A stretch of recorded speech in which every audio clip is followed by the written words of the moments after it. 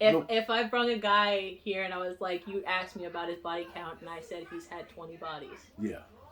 How would you feel as a father?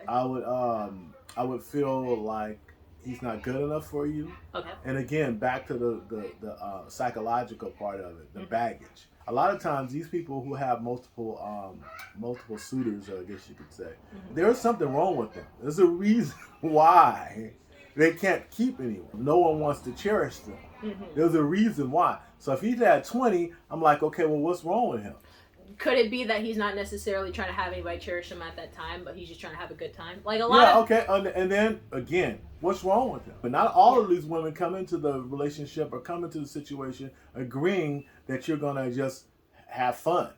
You know? And so the devastation, and I'm sure there's much devastation. There are probably novels that can be written from the devastation that a man leaves who has 20 suitors.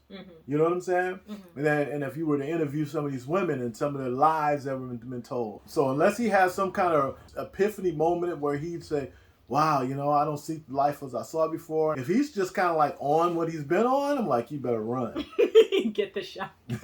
Yeah, run, don't look back. How much is too much even when looking for a husband? Because me and Tarot had the conversation and I said anything more than about 5 bodies for me I would be concerned with, because my aspect and how you and mom raised me is that I didn't grow up dating just for the sake of dating, which is why I haven't had that many boyfriends. But because I'm dating you specifically, I'm doing it with intention. Indeed. So anything more than 5, I'm kind of like, okay, well, my questions is, why is it now that you've decided that you want to settle down? I alluded to it earlier. I said that there are some people who are, they fall for the okie dokie, the structure of dating where, you know, you go out and you try until you buy, and then, you know, the expectation of men having more encounters than a woman is always, you know, that's kind of like, that's given. And so when you hear me talk, and what I say is actually pushing against the societal norms. And I just think that a lot of the devastation, divorces, all of that stuff stems from how we see dating, how we look at dating. You know, I think that we need to kind of rethink it. I think part of it comes down to self-esteem and recognizing that, and I'm not saying that from a pompous standpoint, but I think everybody should have that mindset that not everybody is worth your time and not everybody is worth your body. I would argue that anybody who has more than 20 would say to a certain extent that the majority of the bodies that they captured wasn't even worth it at the end of the day. No. It wasn't worth the frustration. Both men and women. It wasn't worth the frustration. It wasn't worth the heartache. It wasn't worth any of that stuff. And you find many people who have a lot of suitors, they'll you know, one thing, they'll all come out of it. The men will come out and they'll tell you, women are crazy. And then the women will say, men are difficult. Nothing positive. You don't find people with 20 suitors saying, oh, well, you know, I've learned to appreciate and women, I would do it again.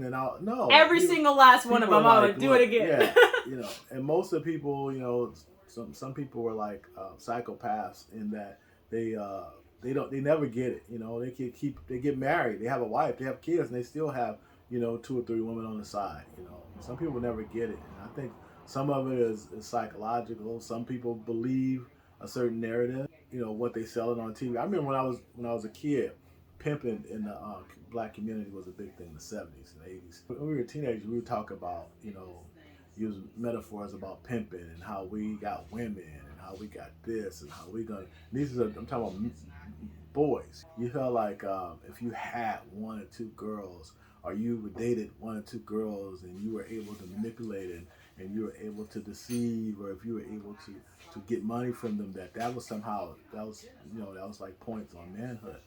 And I remember one time I was like 15, this one girl gave me like $3, and to me, in my mind, I thought, you pimped her out for $3. It wasn't pimping. It was just a girl gave me $3. but the mindset was like, oh, this is big pimping, you know. $3. Big pimping, and, you know. So it's I don't necessarily blame the individual all the time, because a lot of that stuff is heaped upon them by society. Yeah, it's not their own way of thinking. You still thinking that they got from somebody else. For sure, but you can either choose to reject it or you can choose to go run with it. Again, if you've been duped by something, that means you believe it. That's true.